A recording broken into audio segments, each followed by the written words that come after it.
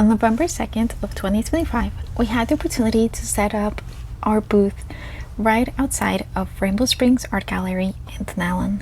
For this specific opportunity, we opted not to have any of the cat clothing or pet accessories and instead focus on our jewelry and artwork.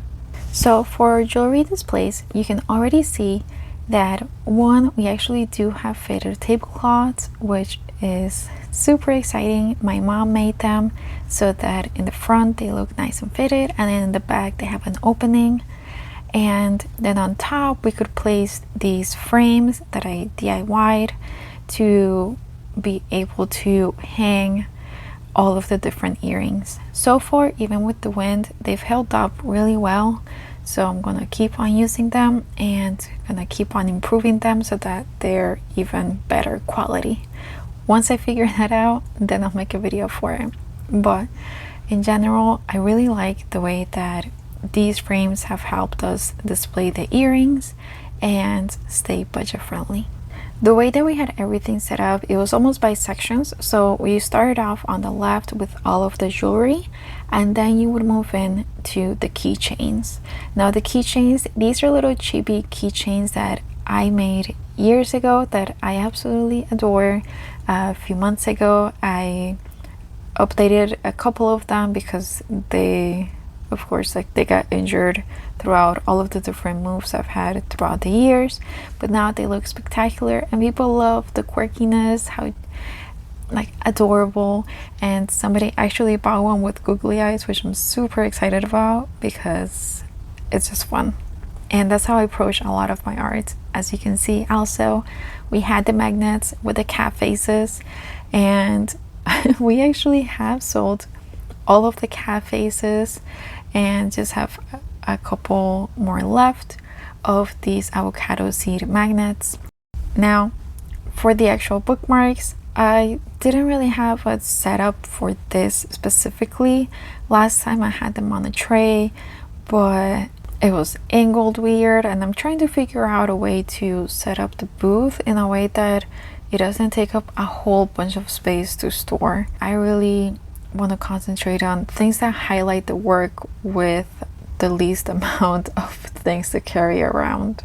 So almost everything you see on my booth is fully disassemblable.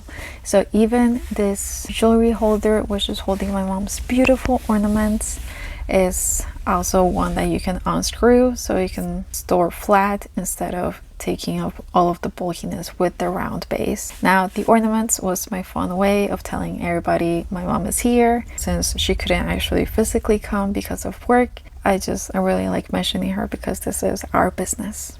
Now on the other side of the wall, we have this very light fabric that my mom also made so that it gives a little bit of privacy when you're next to somebody else. And then I had these strips of blue, which is one of our brand colors, to just give it a little bit of girliness, and then also hang some jewelry from. So I really like the overall aesthetics of these little droplets, so I'm gonna be making more of those. In the end, I ended up using my standard bookcase just as my art display. So overall, I am super happy with how this turned out.